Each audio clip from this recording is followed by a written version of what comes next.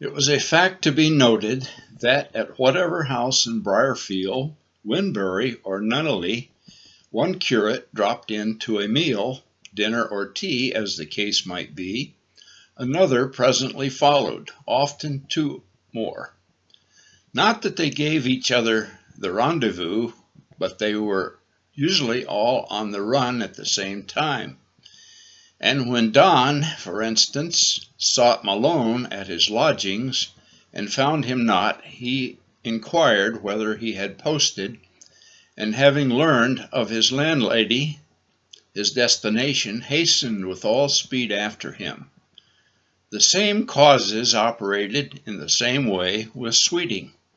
Thus it chanced on that afternoon that Caroline's ears were 3 times tortured with the ringing of the bell and the advent of undesired guests.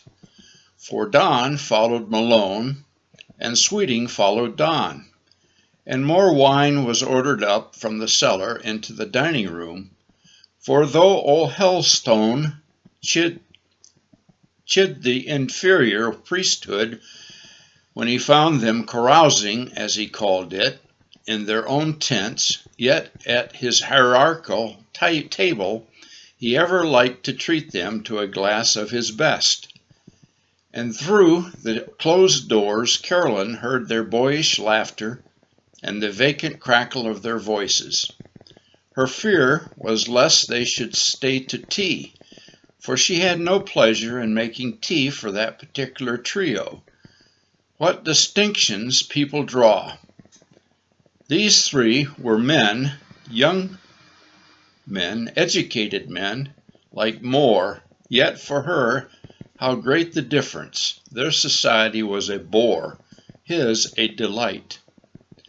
Not only was she destined to be favored with their clerical company, but fortune was at this moment bringing her 4 other guests, lady guests, all packed in a pony planton, now rolling somewhat heavily along the road from Winbury.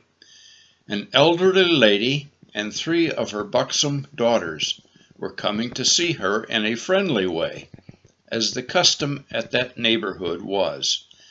Yes, a 4th time the bell clanged. Fanny brought the present announcement to the drawing room. Mrs. Skies and the 3 Mrs. Skies.